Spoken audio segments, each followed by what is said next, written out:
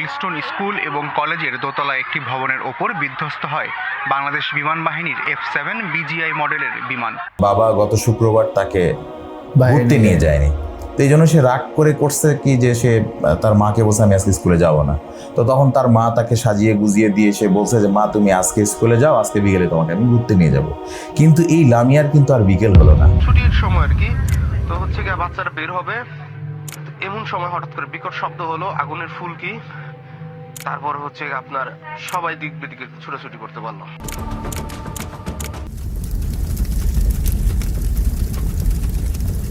দেশের পলিটিশিয়ানরা এই দেশটাকে পলিউট করে ফেলছে, আমরা এই দেশে আর থাকবো না। আমরা তো বলবে যে আমার বাচ্চাটা আছে বা নাই, আমার তো কেউ বলে না। লোকালয়ের উপরে কেন একটা ট্রেনিং বিমান উঠবে বলেন? 20 টাকার একটা পানি বিক্রি হয় 600 টাকায়। মানে এর চাইতে দুঃখের বিষয় আর কি হতে পারে? যারা রিক্সা ভাড়া সিএনজি ভাড়া জি তারাও নাকি বাড়িয়ে দিয়েছে। জি। এগুলো তো অমানবিক। এই দেশে কোনো মানুষের নিরাপত্তা নাই, এই কারণে আমরা এই দেশে থাকবো না। জাতিসংঘের যে মানবাধিকার কমিশন, তারা কি আসলে ফিলিস্তিন দেখতে পাচ্ছে না? তারা কি কাশ্মীর দেখতে পাচ্ছে না? তারা কি মিয়ানমারের এই রাখাইনরা এখনো পর্যন্ত উদ্বাস্ত হয়ে এখন বাংলাদেশে বসবাস করছে, তাদেরকে কি দেখতে পাচ্ছে না? তো এখানে তারা কি স্টেপ নিয়েছে? তারা আগুনে পুড়ে যারা মৃত্যুবরণ করে তারা শহীদের মর্যাদা পায়।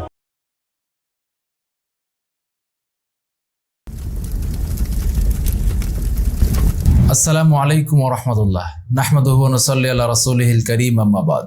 21/7/2025 সোমবার। প্রত্যেক দিনের মতো সেদিনও সূর্য উঠেছিল। সেদিনও ছোট্ট সন্তানটিকে স্কুলে নিয়ে যাওয়ার জন্য তাকে সকালবেলার নাস্তা করিয়ে, হোমওয়ার্ক করিয়ে, রেডি করে দিয়ে তার মা তার পিতার হাত ধরিয়ে পাঠিয়ে দিলেন মাইলস্টোন স্কুল অ্যান্ড কলেজে। বরাবর মতন ক্লাস হলো। ক্লাসগুলো 1টা 2টা এরকম করতে করতে শেষ ঘন্টা অবধি পর্যন্ত সব কিছু ঠিকঠাক ছিল। ঘড়ির কাঁটায় যখন বেজে উঠল 1:30, ঠিক সেই সময়ে আচমকা বিকট একটা শব্দ এসে সমস্ত কিছুকে স্থবির করে দিল। ছোট্ট ছোট্ট বাচ্চাদের কোমল সেই দেহগুলো নিমেষের মধ্যেই পুড়ে ছারখার হয়ে গেল। ক্লাসরুমে বইয়ের ওপরে মাথা লুটিয়ে জীবনের শেষ নিঃশ্বাস ত্যাগ করলো। যদি সেই জায়গাটাই আমার আপনার সন্তান কিংবা আমরা নিজেরা থাকতাম, তাহলে সেই জায়গার কষ্ট এবং সেই জায়গার যে অনুভূতিটা সেটা নিতে পারতাম। সামান্য একটু শরীরে আগুনের তাপ লাগলেই অসহ্য হয়ে যায়। সেই জায়গায় পুরো আবদ্ধ ক্লাসরুমে পুরোটাই অগ্নিকাণ্ডে প্রজ্বলিত হয়ে আছে, যার কাঠখড়ি সমস্ত কিছুই ছোট্ট ছোট্ট কোমলমতি সেই শিশুরা। এরকম নির্মম একটি মৃত্যুর সাক্ষী বাংলাদেশ হয়ে গেল। হয়তোবা এরকম ভাবে আর কখনো এর আগে কারো মৃত্যু হয়নি। আমরা দোয়া করি যেন এরকম পরিবেশ পরিস্থিতি বাংলার বুকে আর না ঘটে। আমরা দোয়া করি তাদের জন্য যারা সেইখানে বইয়ের ওপর পড়ে জীবনের শেষ নিঃশ্বাস ত্যাগ করেছেন।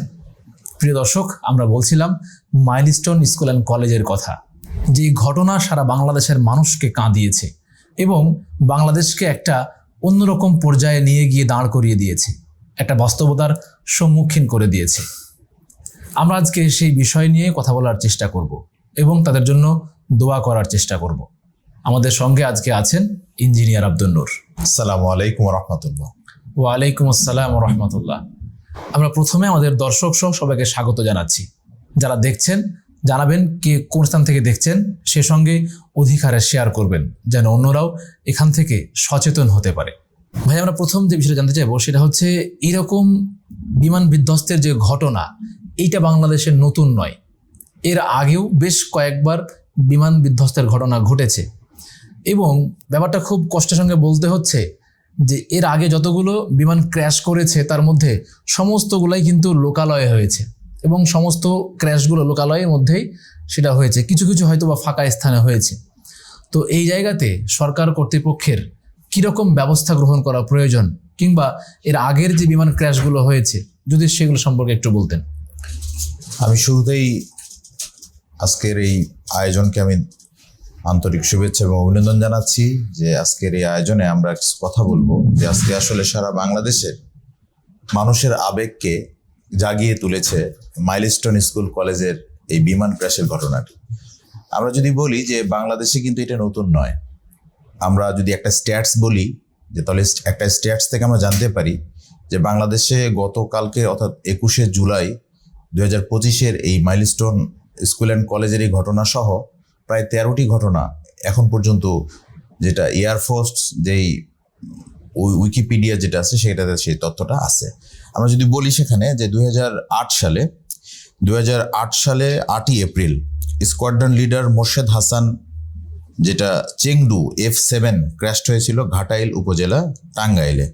এরপরে 20শে December 2010 squadron leader Ashraf Ibne Ahmad and Mahmudul Haque were killed when 2 Bangladesh Air Force PT-6 aircraft crashed near Barishal এয়ারপোর্টে ক্র্যাশ হয়েছিল। এরপরে 8ই এপ্রিল আবার 2012 একজন পাইলট শরীফুল হক তিনিও মৃত্যুবরণ করেন, সেটা মধুপুর উপজেলা টাঙ্গাইল।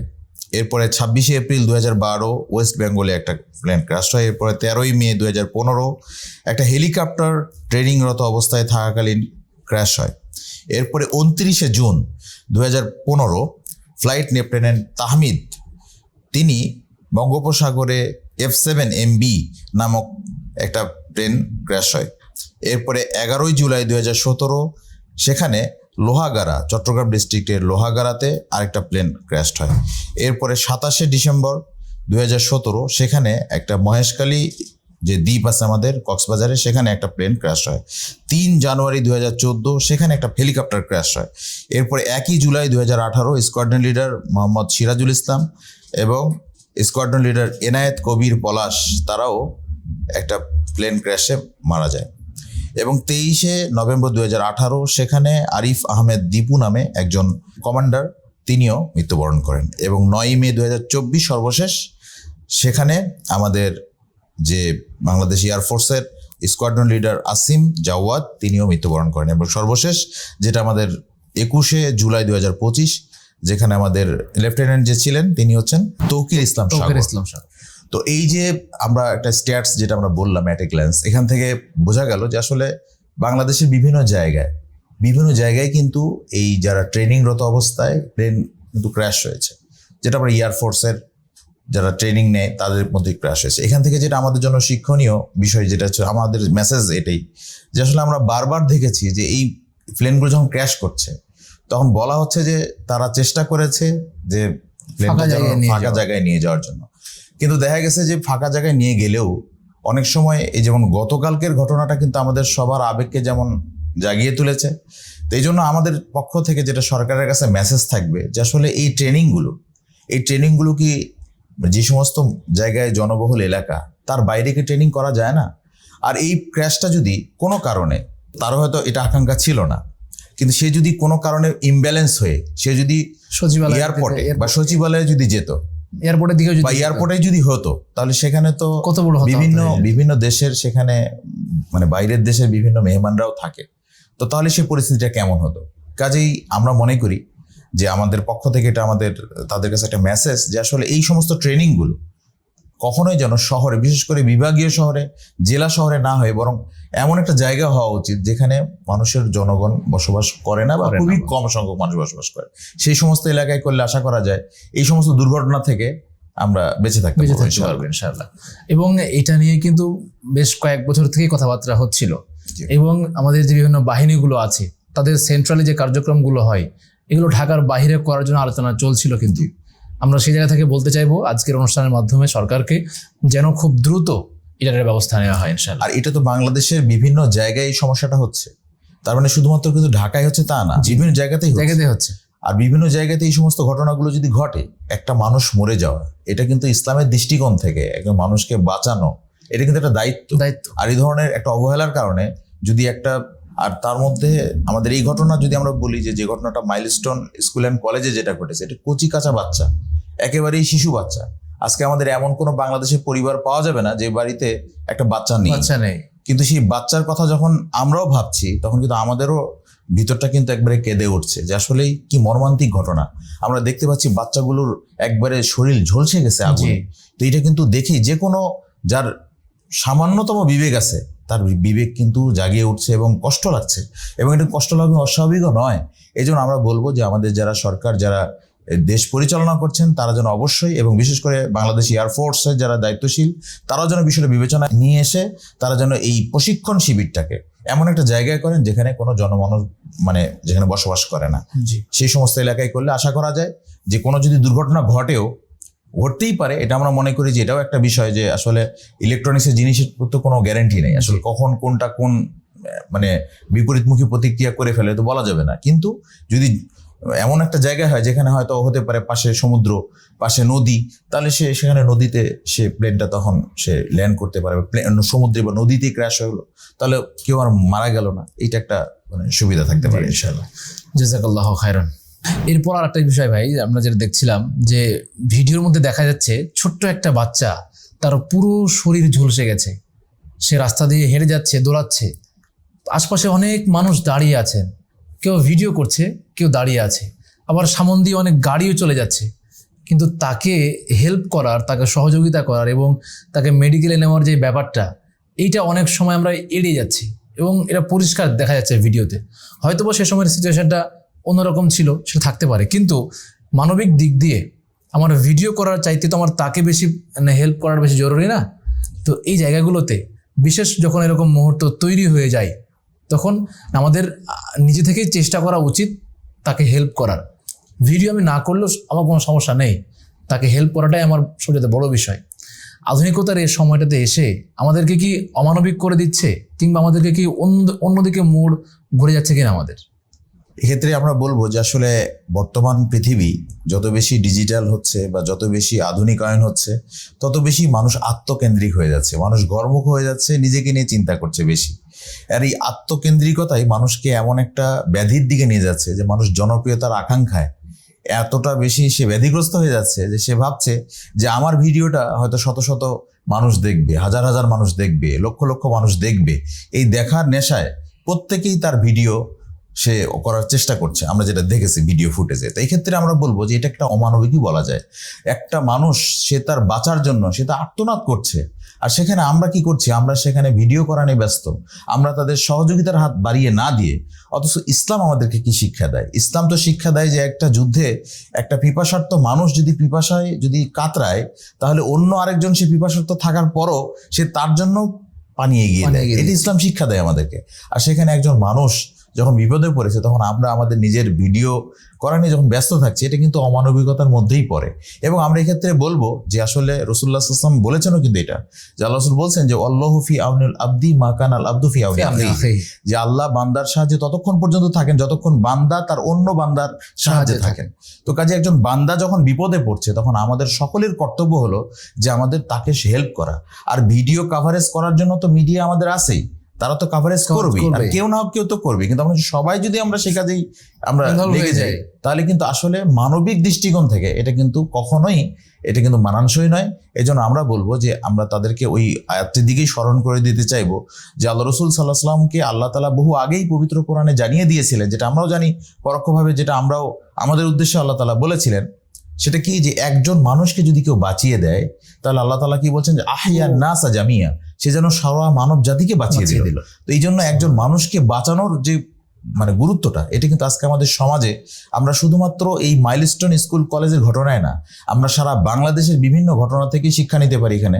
যে আমরা যখন কোনো একটা অন্যায় বা কোনো কিছু হয়, তখন যারা মানুষগুলো যেগুলো দেখছে, তারা যদি একটু প্রতিবাদ করে, যেমন সাহায্যের যাদের প্রয়োজন তাদেরকে একটু যদি সাহায্য করে। এবং আল্লাহ রসুলের আরেক হাদিস থেকেও আমরা বলতে পারি যে জালেমকে এবং মজলুমকে আল্লাহ রসুল দুজনকেই সাহায্য করতে বলছেন। তো তখন সাহাবী বললেন যে মজলুমকে সাহায্য করবো তো বুঝলাম, তো জালেমকে কিভাবে সাহায্য করবো? তো আল্লাহ রাসূল কি বললেন, যে তুমি জালেমকে তার জুলুম করা থেকে তাকে বিরত রাখবে, তাহলে এটাই তাকে সাহায্য করা হবে। তাহলে এখান থেকে আমরা যে শিক্ষাটা পেলাম, সেটা আসলে যে কোনো প্রয়োজনে, যখন কোনো মানবিক প্রয়োজনে কেউ যখন সামনে যখন আর্তনাদ করবে, তখন আমাদের দায়িত্ব হবে যে তাকে সাহায্য করা এবং তার সাহায্যে নিজেকে বিলিয়ে দেওয়া। এমনও তো হতে পারে যে এই কারণে যেমন হাদিসে এসেছে যে একজন দেহ ব্যবসায়ী মহিলা যদি একটা কুকুরকে পানি পান করিয়ে যদি তার আল্লাহ তাআলা তাকে ক্ষমা করে দিয়ে জান্নাত দিতে পারেন। এবং সহিহুল বুখারী তার একটা হাদিস আছে যে একটা রাস্তায় একটা কষ্টদায়ক বস্তু ছিল, তাই একজন ব্যক্তি সেটা সরিয়ে দিলেন, আর এই একটি কাজের জন্য আল্লাহ তাকে জান্নাত দিয়ে দিলেন। তার মানে রাস্তায় একজন মানুষ কষ্ট যেন না পায়, এই জন্য যদি এটা হয়, তাহলে একটা মানুষের সাহায্যে এগিয়ে আসা, তার জীবনটা এটা- তাকে আমি ফিরিয়ে দিলাম বা এরকম একটা অবস্থা, তাহলে তাহলে এটা- সহযোগিতা করলাম। তাহলে এটা কত বড় কত বড়- নেকির কাজ হতে পারে। সুবহানাল্লাহ। আমরা কিন্তু সবসময় মনে করি যে আসলে সালাত, সিয়াম, হজ, যাকাত এগুলোই মনে হয় সবচেয়ে বড় ইবাদত, কিন্তু এগুলোও কিন্তু বড় ইবাদতের একটা বড় অংশ, অংশ। যে আল্লাহ তাআলা এই সমস্ত কাজে খুশি হয়ে সরাসরি জান্নাত দেন। জি। আর আমরা অন্য কোনো ইবাদতে এটা কিন্তু অনেক সময় নিশ্চিত হতে পারবো না যে আসলে আমরা আদৌ কি এটা পারবো কিনা, কিন্তু এই ধরনের কাজে কিন্তু আল্লাহ খুশি হন এবং আল্লাহ বান্দাকে ক্ষমা করেন। তো কাজে আমরা বলবো যে আমাদের যাদের সামনে, সেটা আমাদের সামনে হতে পারে, যখনই আমরা অন্যায় কোনো কিছু দেখবো বা কারো সাহায্যের প্রয়োজন আমরা দেখবো, তখন আমাদের উচিত হবে তাকে সাহায্য করার, এবং সেটা ভিডিও করার আগে কিংবা অন্য কাজ করার আগে জি অবশ্যই সেটা আগে আসবে। সাহায্যের হাতটা আমরা সাহায্যের হাত বাড়িয়ে আগে দিই। থাকবে আমাদের। জি। এখানে বিপরীত আর একটা চিত্র আছে ভাই, সেটা হচ্ছে যে আমরা দেখেছি যে একজন শিক্ষিকা, তিনি নিজে তার শরীরের 80% পুড়ে গেছে, জি। এরপরেও তিনি বাচ্চাদেরকে বাঁচানোর জন্য তিনি সর্বাত্মক চেষ্টা করেছেন। জি। এবং মানে ফোর্সের রিপোর্ট অনুযায়ী প্রায় 17 থেকে 20 জন শিক্ষার্থীকে তিনি সেখান থেকে উদ্ধার করেছেন আলহামদুলিল্লাহ, এবং শেষ পর্যন্ত তিনি মারা গেছেন। জি। তো এরকম নজিরও কিন্তু আমরা সেখান থেকে দেখেছি। এক্ষেত্রে আমরা বলবো যে আসলে প্রত্যেকটা ক্ষেত্রেই মানে মানুষ অমানবিক হলেও কিছু কিছু মানুষকে আল্লাহ তাআলা অবশ্যই মানবিক মানবতা দেন, তাছাড়া তো পৃথিবী চলতো না। জি। মানুষ মানুষের সেবায় এগিয়ে আসে। আমরা আসলে যদি বলি যে এই যে মানুষ মানুষের সেবায় যে এগিয়ে আসে, তার আমরা আরো বেশ কিছু প্রমাণ আমরা এই ঘটনাগুলোতেও কিন্তু দেখেছি। জি। তার মধ্যে এই যে শিক্ষিকা, আমি মনে করি যে বাংলাদেশে এই ধরনের কাজকে উৎসাহ দেওয়া উচিত। এই যিনি মারা গেছেন যে শিক্ষিকা, আমার মনে হয় যে আমাদের সরকারের উচিত হবে যে উনি মারা গেলেও ওনার নামে ওনাকে একটা পুরস্কৃত করা, বিশেষ করে যে ওনার ফ্যামিলির জন্য একটা মানে পুরস্কার দেওয়া, যে এই ধরনের কাজ উনি একটা সাহসিকতার সাথে এবং একটা দৃষ্টান্ত বাচ্চাদের- রেখে গেলেন। এবং একটা দৃষ্টান্ত তিনি রেখে গেলেন, এবং সবার জন্য একটা মেসেজ, আজকে আমাদের জন্য তিনি কিন্তু একটা মেসেজ রেখে জি। গেলেন। তো কাজে আমরা বলবো যে এই ধরনের কাজ যারাই করেন তাদেরকে আমরা উৎসাহিত করব, এবং তাদেরকে আমরা বিভিন্ন উপঢৌকন দিয়ে হলেও এবং তাদের একটা স্মারক দিয়ে হলেও আমরা এটা স্মরণ করে রাখবো যে মানুষ মানুষের সেবায়ও ছিল। জি। এবং এই তিনি ছাড়াও আরো আমরা অনেকে দেখলাম যে বিভিন্ন ফোর্সের যারা সদস্য ছিলেন তারাও কিন্তু আপ্রাণ চেষ্টা করেছেন এখান থেকে বাঁচার জন্য। আরো একটা উজ্জ্বল দৃষ্টান্ত হচ্ছে ভাই, সেটা হচ্ছে যখন বলা হলো রক্তের প্রয়োজন, জি। তখন বিভিন্ন প্রান্ত থেকে মানুষজন কিন্তু রক্ত দেওয়ার জন্য তারা সেখানে গিয়ে ভিড় করছিল। জি। এই যে মানবিকতার একটা জায়গা। এরপর আমরা এর আগে দেখেছিলাম যখন বন্যা হলো, যখন আমাদের ফেনী অঞ্চলে বন্যাটা হলো, যে গত বছর যেটা, জি। তো ওই সময়েও কিন্তু বাংলাদেশের মানুষের সবার দৃষ্টি ওইদিকে এবং সবার একটা সহযোগিতাপূর্ণ মনোভাব আমাদের আছে আলহামদুলিল্লাহ। তো এই জায়গাটা কি বলবো? এখানে অবশ্যই আমরা বলবো যে মানুষের জন্য যে সবাই যদিও মানবিক না হলেও এক শ্রেণীর মানুষ সমাজে সবসময় থাকে যারা মানুষের কল্যাণেই নিজেকে বিলিয়ে দিতে পারে, আর এই মানুষগুলোই কিন্তু স্মরণীয় হয়ে থাকে। পৃথিবীতে কিন্তু তাদেরকেই মানুষ স্মরণ রাখে যারা মানুষ অন্যের জন্য বিলিয়ে দেয়, তাদেরকে কিন্তু আমরা উপমা দিই, তাদের নামই কিন্তু আমরা বলি।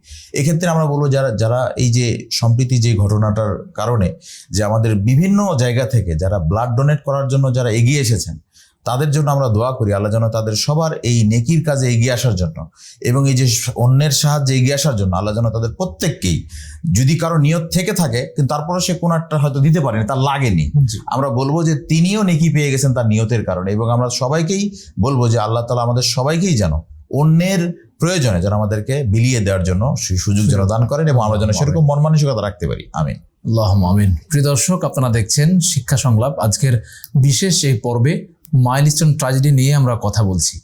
দেখবেন এবং অন্যকে দেখার জন্য অধিকারে শেয়ার করবেন। শেয়ার করার চাইতে যে জিনিসটা বেশি করবেন তা হলো যারা মারা গেছেন তাদের জন্য দোয়া করবেন, এবং এখনো যারা মৃত্যুর সঙ্গে পাঞ্জা লড়ছে, এখনো যারা জীবন মৃত্যুর সন্ধিক্ষণে দাঁড়িয়ে আছে, তাদের জন্য সলাতের শেষে এবং যে কোনো সময় খালেস নিয়তে দোয়া করবেন একটু তাদের জন্য ইনশাআল্লাহ। হে আল্লাহ, তাদেরকে তুমি খুব দ্রুত সুস্থ হওয়ার তৌফিক দান করো, আল্লাহুম্মা আমিন। যারা মৃত্যুবরণ করেছেন তাদের পরিবার এবং তাদের প্রতি তুমি শান্তি বর্ষণ করো, আল্লাহুম্মা আমিন। আমরা যদি এবার একটু বিপরীত চিত্রের দিকে তাকানোর চেষ্টা করি, তাহলে দেখা যায় যখন এরকম বিশেষ কোনো মুহূর্ত বাংলাদেশে তৈরি হয়, সেটা হোক বন্যা, বড় কোনো অ্যাক্সিডেন্ট কিংবা বড় কোনো দুর্ঘটনা, সেটা যা কিছু হোক না কেন, বিভিন্ন রাজনৈতিক দল বলি, বিভিন্ন রকম সংস্থা বলি, সবাই কিন্তু এখান থেকে একটা ফায়দা নেওয়ার চেষ্টা করেন, এবং এই সাথে ব্যবসায়ীরাও একটু ফায়দা নেওয়ার চেষ্টা করেন। কখনো ওষুধের দাম বাড়িয়ে দেন, কখনো ওই রিলেটেড যে জিনিসগুলোর প্রয়োজন সেগুলোর দাম বাড়িয়ে দেন। দুঃখের বিষয় ভাই বলতে হয় এরকম, গতকালকে ঠান্ডা পানির জন্য মানুষ হাহাকার করে, ওই সময় 20 টাকার একটা পানি বিক্রি হয় 600 টাকায়। মানে এর চাইতে দুঃখের বিষয় কি হতে পারে?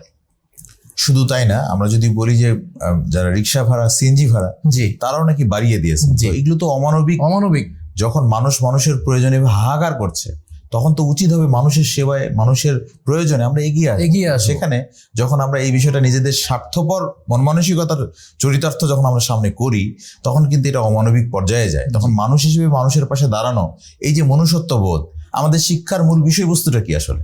আমরা যে শিক্ষা অর্জন করি না কেন, এই শিক্ষার মূল বিষয়টা কিন্তু এটাই যে আসলে আমাদের মনুষ্যত্ববোধ আছে, আমরা মানুষের জন্য করতে পারি, মানুষের জন্য সাহায্যে এগিয়ে আসতে পারি, এটাই কিন্তু আমাদের শিক্ষার মূল বিষয়। তো এই ক্ষেত্রে আমরা বলবো যে যারা সহযোগিতা করেছেন তাদের যেমন দৃষ্টান্ত একদিক থেকে ঠিক, আবার স্বার্থপর মহলের দৃষ্টিকোণ থেকে যদি আমরা বলি যে এটাও কিন্তু আমাদের জন্য একটা মেসেজ যে আসলে সবসময় আমরা দেখছি যে যখনই কোনো বিষয়, যখনই কোনো এই ধরনের কোনো আবেগঘন বিষয় যখন সামনে আসে, তখন বিশেষ করে স্বার্থপর মহলের থেকে তারাও কিন্তু এটাকে একটা রাজনৈতিক প্রেক্ষাপট দাঁড় করে, কেউ কেউ ব্যক্তিগত চরিতার্থ সেখানে অ্যাপ্লাই করে। তো এখানে যেটা হয় যে তখন দেখা যায় আসলে একটা মানুষ যদি, এই যে আপনি যেটা বললেন যে 20 টাকার একটা পানির বোতল 600 টাকা বা 400 টাকা হয়ে গেছে, এখন যদি আমরা বলি যে আসলে সে কি এই টাকা দিয়ে সে আসলে কতটা কি করতে পারবে, সে কি আসলে রাতারাতি কি বাংলাদেশের শ্রেষ্ঠ ধনী হয়ে যেতে পারবে? কিন্তু আমাদের সবচেয়ে শ্রেষ্ঠ মানুষ আমরা কার কাছে হতে চাইবো? আমরা তো আল্লাহর কাছেই হতে চেষ্টা করা উচিত।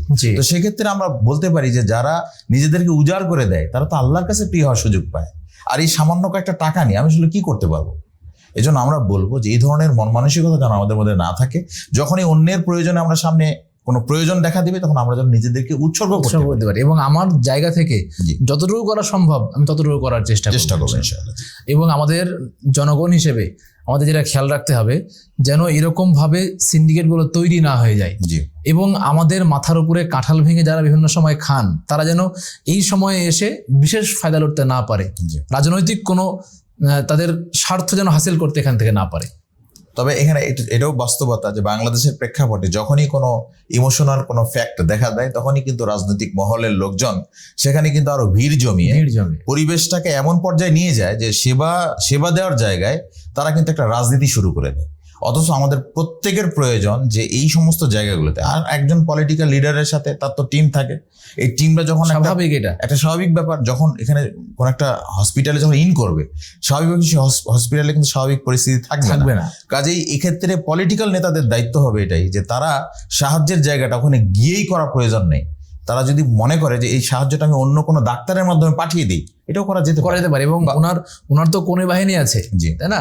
উনি ওনার কর্মী দিয়ে জিনিসটা ম্যানেজ করার চেষ্টা করবেন, তাহলে তো সেটা সমাধান হয়ে যায়। তাহলে আমরা এই সমস্ত বিষয়গুলো খেয়াল রাখবো ইনশাআল্লাহ। এরপর যেটা বলবো সেটা হচ্ছে, আমরা মাইলস্টোন স্কুল অ্যান্ড কলেজের একজন শিক্ষার্থীর বক্তব্য শুনছিলাম। তো তিনি বলছিলেন যে যখন এইখানে মাইলস্টোন স্কুল অ্যান্ড কলেজ স্থাপন করা হয়, ওই সময়ে সরকার কর্তৃপক্ষ তাকে বাধা দিয়েছিলেন এবং তাকে নিষেধ করেছিলেন এখানে এই জিনিস তৈরি না করার জন্য। তো তিনি অন্যরকমভাবে সেটা করেছেন। তো এখন শুধু মাইলস্টোন স্কুল অ্যান্ড কলেজ নয়, এরকম আরও অনেক স্কুল অ্যান্ড কলেজ আছে কিংবা অনেক আবাসিক বিল্ডিং আছে যেগুলো অবৈধভাবে সেখানে তৈরি হয়েছে, এবং সেখানে আপনার সিটি উন্নয়ন কর্তৃপক্ষের যে পারমিশন সেগুলো ছাড়া এবং তাদের নকশা ছাড়াই তারা সেখানে নির্মাণ করছেন, রাস্তা বাড়ি বানাচ্ছেন। বাড়ির সামন দিয়ে আপনার এই সব হলে 3-4 ফিটের একটা রাস্তা, যে রাস্তা দিয়ে আপনার অগ্নিসংযোগ হলে না যাবে কোনো ফায়ার সার্ভিসের লোকজন, না যেতে পারবে পানি নিয়ে অন্য কোনো মানুষজন। তাহলে এইরকম ঝুঁকিপূর্ণ যে বিল্ডিংগুলো হচ্ছে, যারা তৈরি করছেন, যারা সেটা সেখানে থেকে দেখছেন, মানে অন্যায় আমরা করছি না ঠিকই, কিন্তু অন্য কেউ করছে তাকে আমরা বাধা দিচ্ছি না, এই ব্যাপারটা কিভাবে দেখবেন? অবশ্যই এক্ষেত্রে আমরা বলবো যে যেমন মাইলস্টোন স্কুল অ্যান্ড কলেজের এই ঘটনা কিন্তু আমাদের এখন এখান থেকে শিক্ষার বিষয় আছে। যারা অবৈধভাবে এই সমস্ত, বিশেষ করে এয়ারপোর্টের আশেপাশে যারা এই ধরনের অবৈধ স্থাপনা, যেটা আমাদের যেই সংশ্লিষ্ট কর্তৃপক্ষর যারা রায় অমান্য করে বা তাদের যে আইন অমান্য করে যারা বিল্ডিং করেছেন, বা এরকম বাসার যে রাস্তাঘাট যেভাবে আপনি বললেন যে আসলে এভাবে যদি করে থাকে, তো এটা অবশ্যই এখান থেকে শিক্ষা হচ্ছে এটাই যে তাদের এই অবৈধ স্থাপনাগুলো সেখান থেকে ভেঙে গুড়িয়ে দিয়ে মূলত ওই জায়গাগুলোকে একটা পরিবেশে রাখা। কেননা যদি আবার ওই ধরনের এই সমস্ত বিল্ডিংগুলোতে যদি আবার কোনো মানুষ থাকে, আর যদি আবারও কোনো অকারেন্স ঘটে, তাহলে কিন্তু আবারও কিন্তু অনেক মানুষের হতাহতের কারণ হতে পারে এবং অনেক মানুষ মারাও যেতে পারে। এই জন্য আমরা বলবো যে এই ধরনের অবৈধ স্থাপনা যেন কেউ না করতে পারে, এই জন্য সরকার সংশ্লিষ্ট যারা আছেন তারা যেন এই বিষয়গুলো অবশ্যই দৃষ্টিপাত করেন। আর আমরা আরেকটা বিষয় এখানে বলবো যে আসলে প্রত্যেকটা রাজনৈতিক দলের লোকজন তারা কিন্তু তার নিজেদের এই ব্যক্তি স্বার্থ চরিতার্থ করার জন্যই তারা কিন্তু রাজনৈতিক ক্ষমতাকে অপব্যবহার করে তারা কিন্তু দেখা যায় যে তারা বিভিন্ন এই ধরনের ল্যান্ড প্রপার্টির মানে রাজনীতি করে তারা কিন্তু অনেক ধনী হওয়ার চেষ্টা করেন। আর মাঝখান থেকে হয় কি, একটা বিল্ডিং হয়তো বা 5 তলা বা 10 তলা করার অনুমতি নেই, কিন্তু তারা ওই জায়গাটা কি করে, পলিটিক্যাল প্রেসারাইজড করে তারা কিন্তু সেটাকে বাস্তবায়ন করে। ফলে কিন্তু এটা কিন্তু সাধারণ মানুষের জন্য ঝুঁকিপূর্ণ হয়ে যায়। আমরা এরকম অনেকগুলো ঘটনার উদাহরণ দিতে পারি। বাংলাদেশের প্রেক্ষাপটে অনেক মানুষ মারা গেছে। আমরা সাভারের রানা প্লাজার ঘটনা ভুলে যাইনি, এটাও কিন্তু একটা অবৈধ স্থাপনার অংশ ছিল। তো এই বিষয়গুলো এরকম যদি বাংলাদেশের ঢাকা শহরে যদি এরকম যদি কাউন্ট করা হয়, আমার মনে হয় এটা একটা বই, একটা খাতায় মনে হয় লিখে শেষ করা যাবে না। এত বিল্ডিং এখানে অবৈধভাবে এরকম হয়ে গেছে যে বিল্ডিংগুলো আসলে কোনো এইভাবে অনুমতি নেই। এত ঘনবসতি, যেমন রাস্তাঘাট যেভাবে পানি জলাবদ্ধ হয়ে যায় একটু বৃষ্টি হলেই, তখন মানুষের চলাফেরা করা কঠিন হয়ে যায়। অথচ এই জলাবদ্ধতা কেন হচ্ছে? কারণ এত অতিরিক্ত বিল্ডিং হলে তাহলে পানিটা যাবে কোন দিক দিয়ে? এই জন্য পানি নিষ্কাশনের ব্যবস্থা, ওয়াসার যে ভূমিকা, আমরা কিন্তু সব ক্ষেত্রে বলতে চাই যেখানে ওয়াসা প্লাস যারা বিল্ডিং কর্তৃপক্ষ যারা অনুমোদন করে তাদের একটা কিন্তু সমন্বয় হওয়া উচিত। যে কোনো কাজ করতে গেলে তাদের একটা স্ট্রং লিগাল কোনো মানে পারমিশন না থাকলে তারা কিন্তু এটা করতে যেন না দেয়। এটা কিন্তু আমাদের পক্ষ থেকে আজকে আমরা সবার উদ্দেশ্যে বলতে চাই যে এইটা যেন ঢাকা শহরে হয়, প্লাস পাশাপাশি অন্যান্য যে শহরগুলো আছে সেই শহরগুলোতে যেন এখন এই বিষয়গুলো যেন দেখা হয়। জি, জাযাকাল্লাহু খায়রান। আমরা শেষ দিকে চলে আসছি।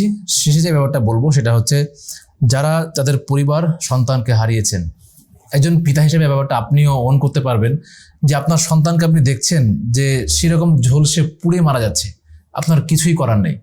এখন ওই জায়গাটাতে একটা পরিবারকে সান্ত্বনা দিবেন কি বলে?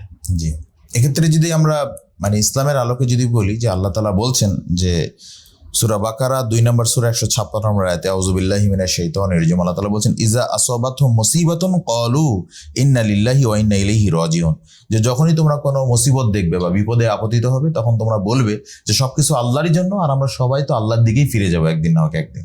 তো এই জন্য আমাদের ধৈর্য ধারণ করাটা হচ্ছে সবচেয়ে বড় এক্ষেত্রে আমাদের জন্য মেসেজ, যে আমাদেরকে সবাইকেই ধৈর্য ধারণে প্রতিযোগিতা করতে হবে এবং সবরের জামিল, যেটাকে উত্তম সবর বলা হচ্ছে, এই উত্তম সবর আমাদেরকে বা সুন্দর ধৈর্য ধারণ করার চেষ্টা করতে হবে। কারণ এই ক্ষেত্রে আমরা জানি যে প্রত্যেকেরই যখন নিকটাত্মীয় মারা যায়, আর এখানে যে হাহাকারগুলো আমরা দেখেছি, এগুলো যদি 2-1টা উদাহরণ আমরা বলি, যে আজকে আসলে আমাদেরও কষ্ট লেগেছে। বিশেষ করে একটা মেয়ের কথা শুনলাম, যে মেয়েটার নাম মনে হয় লামিয়া। তো সে সকালবেলা বাবার উপরে রাগ করে, কারণ বাবা গত শুক্রবার তাকে ঘুরতে নিয়ে যায়নি, তো এই জন্য সে রাগ করে করছে কি, যে সে তার মাকে বলছে আমি আজকে স্কুলে যাব না। তো তখন তার মা তাকে সাজিয়ে গুজিয়ে দিয়ে সে বলছে যে মা তুমি আজকে স্কুলে যাও, আজকে বিকেলে তোমাকে আমি ঘুরতে নিয়ে যাব। কিন্তু এই লামিয়ার কিন্তু আর বিকেল হলো না, লামিয়ার জন্য কিন্তু বিকেলটা কিন্তু মৃত্যুতে পরিণত হলো না। তো এই যে লামিয়া যে আসতে পারলো না, তাই তার বাবা আর্তনাদ করে বলছে যে হাই, আমার এই রাগী মেয়েটা কোথায়, আমার রাগী মেয়েটা কোথায়, আজকে আমি তোকে ঘুরতে নিয়ে যাব। কিন্তু আসলে সে তার ফিরে আসবে না। তো এইগুলো বিষয় থেকে প্রমাণ হচ্ছে যে আজকে আমাদেরও কিন্তু সন্তান এরকম কবলে পড়ে যেতে পারে। তো সেরকম যদি সন্তানরা যদি এরকম না থাকে আমাদের, তো আমাদের অবস্থাটা কেমন হবে? যাদের আমাদের প্রত্যেকের সন্তান আছে যদি না ফিরে আসে, আমরা তো তাকে স্কুলে পড়াবো। তো এই জন্য ওই সমস্ত মা বাবাদের জন্য আমরা বলবো যে আপনারা আপনাদের সন্তানের জন্য দোয়া করবেন। এবং আমরা যদি বলি যে পরকালীন পরিণতিটার ক্ষেত্রে রাসূলুল্লাহ সাল্লাল্লাহু আলাইহি ওয়াসাল্লাম হাদিসে বলছেন কি, হাদিসে বলছেন যে ওয়াল হারকু শাহাদাতু, যে আগুনে পুড়ে যারা মৃত্যুবরণ করে তারা শহীদের মর্যাদা পায়।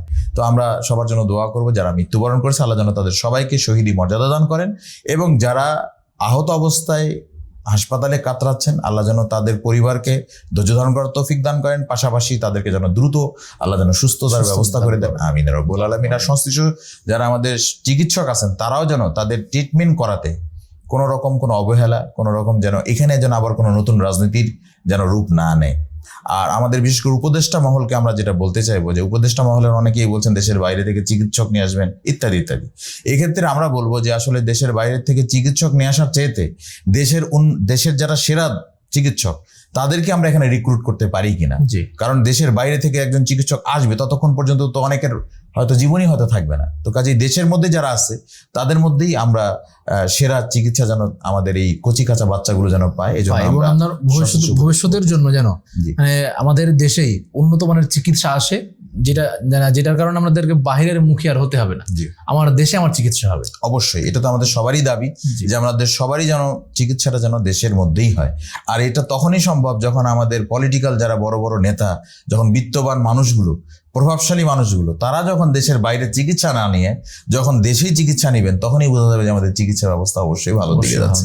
অথচ আজকে বাস্তবতা কিন্তু ঠিক উল্টো, পলিটিক্যাল লোকজন কিন্তু একটু অসুস্থ হলে দেশের বাইরে চিকিৎসা নিতে যায়। জি, আমরা দোয়া করি যেন আল্লাহ তাআলা তাদের পরিবারের প্রতি সান্ত্বনা দান করেন।